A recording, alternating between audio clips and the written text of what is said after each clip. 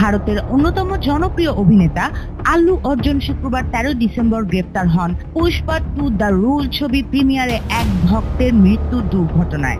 ওই প্রিমিয়ারে ভক্তের মৃত্যুর পর ঘটনাস্থল থেকে তাকে গ্রেপ্তার করা হয়। প্রথমে আল্লু অর্জুনকে 14 দিনের জেল হেফাজতের নির্দেশ দেওয়া হলেও তবে পরবর্তীতে সন্ধ্যা নাগাদ জামিনে মুক্তি পান। ওই সময় পর্যন্ত তাকে চঞ্চলগুড়া জেলে রাত কাটাতে হয়। এদিকে আল্লু অর্জুনকে গ্রেপ্তারের পর ভারতের বিভিন্ন তারকা চলচ্চিত্র বিশেষজ্ঞ ও ভক্তদের মধ্যে মিশ্র প্রতিক্রিয়া দেখা দেয়। কিছু মানুষ মনে করেন এই ঘটনায় অভিনেতার কোনো দোষ নেই এবং তিনি সম্পূর্ণ নির্দোষ।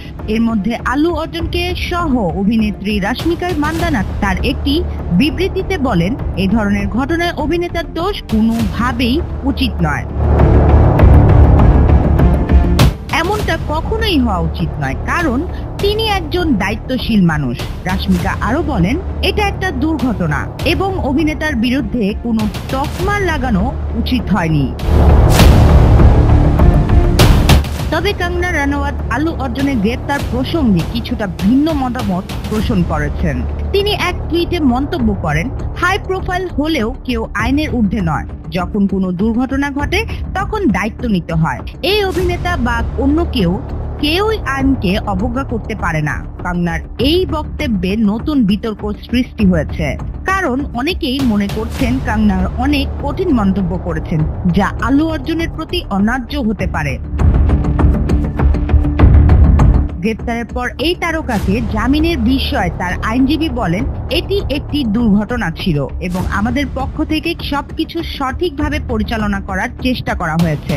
অভিনেতা সঠিক সময় আদালতে হাজির হয়েছেন এবং সেখান থেকে জামিন পেয়ে ফিরে এসেছেন।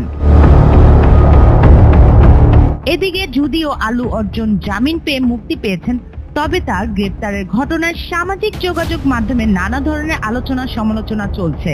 বেশিরভাগ মানুষই মনে করেছেন তার বিরুদ্ধে কোনো গুরুতর অভিযোগ ছিল না এবং এটি একটি অপ্রত্যাশিত ঘটনা ছিল। প্রসঙ্গ, আল্লু অর্জুন তার অভিনয় জীবনে পুষ্পা দ্য রুল এবং পুষ্পা দ্য রাইজের মাধ্যমে ব্যাপক জনপ্রিয়তা লাভ করেছেন। তার বিশাল ভক্তকুল রয়েছে যারা তার বিরুদ্ধে ওঠা এই অভিযোগকে ভুল মনে করছেন। মেহনাজ খান, বাংলা টিভি।